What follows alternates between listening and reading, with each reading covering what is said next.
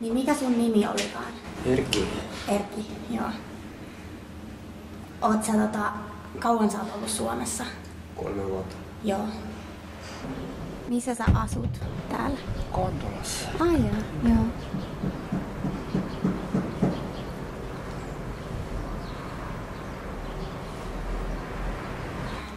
Oot sä kotiutunut? Oot sä viihtynyt hyvin Suomessa? Olen hyvin.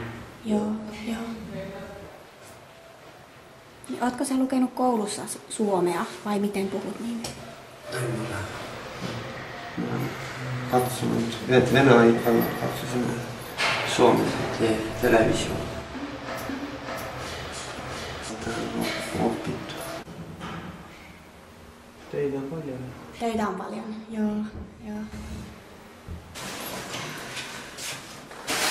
Onko tää työ fyysisesti raskasta? Täällä? Täällä? Ei ole. Mitä?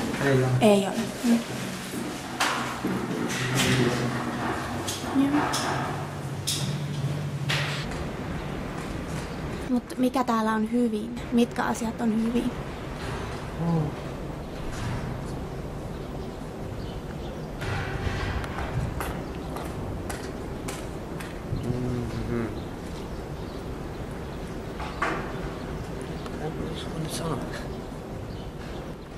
Sama juttu.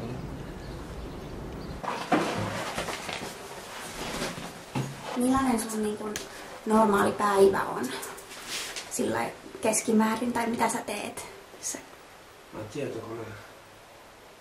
Mä lopetan työ siis. Mä koitin syön ja istun siellä läppärin takaa. Joo. Minä en ole käynyt uimahallissa. Uimahallissa. Joo. Missä te käytte syömässä? Syömässä. Ei, me käymme kaupassa. Joo. Onko miten niin kun, onko sulla perhe sitten Virossa? Mä olen Virossa. Joo. Mutta nyt ne tulevat tänne. Joo. Ne muuttaa Suomeen. Mä en saa niin olla. Okei, joo.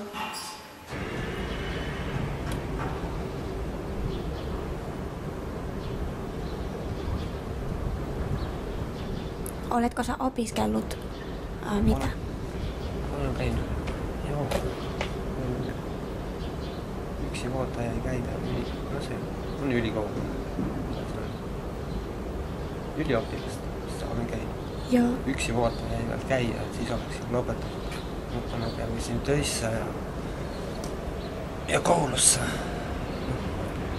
Päivällä niin töissä ja iltana niin koulussa. Joo. Se väsitti niin, että en jaksanut enää. 1 vuotta jäi vielä käydä. Ja siis jäi. Oletko matkustellut paljon jossain ulkomailla? No, kaikki Eurooppaan. Nytkin kävelisin. Uuden vuotena olin Egyptissä. Että katsosin, kuta on alla talvella suojassa. No, uudella vuotena.